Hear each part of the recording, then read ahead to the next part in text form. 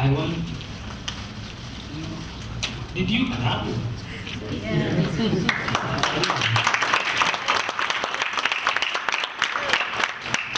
Thank you, Jennifer. For those of you who missed any of the sessions, you have now caught up. For those of you who slept in some of the sessions, you are now up to date. I think this was a very good summary. We look forward to a bigger report, but I think the last things she said, the takeaway, I think is very important.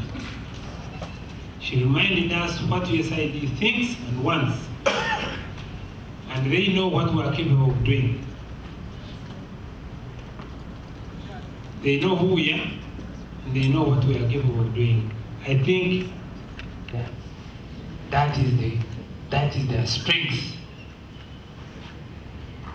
I'm already thinking about it, so Uganda is going to be #1. So those who are not thinking about it, you can think about it, especially my brothers from Rwanda. You can think about it.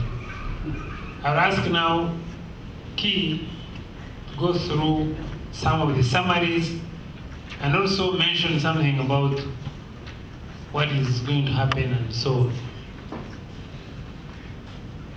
Thanks. So I'll start off by saying that when we first shared the agenda with USAID and they floated around the different geographical bureaus or functional bureaus, the initial reaction was it was impossible that we were going to be able to cover those subjects and to actually come away from these 5 days together, these 7 days together, with some tangible outcomes, right? I think with Jennifer's summary here in terms of what took place over the last week, I am thrilled. I mean, I think that we also, as the RAND management team, when we put that together, we were a little concerned that could we push you this far, right? From each day to the next, could we continue to be able to build upon those areas of focus? And I think we have. We've done it. You know, we've done it to a point where, as we look at the next steps, we are building upon this collective discussion. And one of the key things that we said was that we wrote a proposal back in July, right? That some of you we contacted, but the reality is that when we were talking about the Resilient Africa Network, we didn't have all of you in the room. And we still don't have all of you in the room. So what we've been able to do in the past week was actually take that proposal and move beyond. We've been able to identify those focus areas, those thematic areas. We started to talk about simple things like how much is it going to cost you to be able to do all of this? What's realistic, right, in terms of what can be achieved over the next year?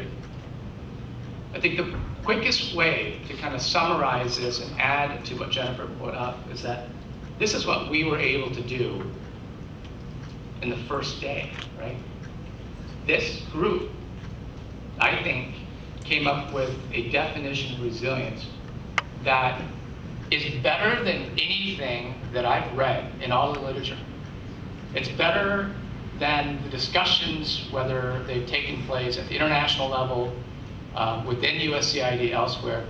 This is really incredible, and this is our work plan, if you look at it, right?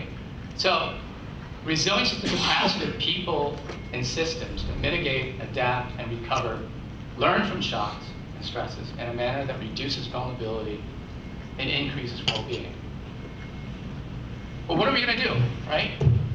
You, through your network, are going to help us better understand what's happening with regard to the people and the systems in your community in terms of their risk and vulnerability, and most importantly, their capacity.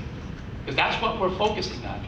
If we can design our programs around what makes people strong, then you're looking at sustainability.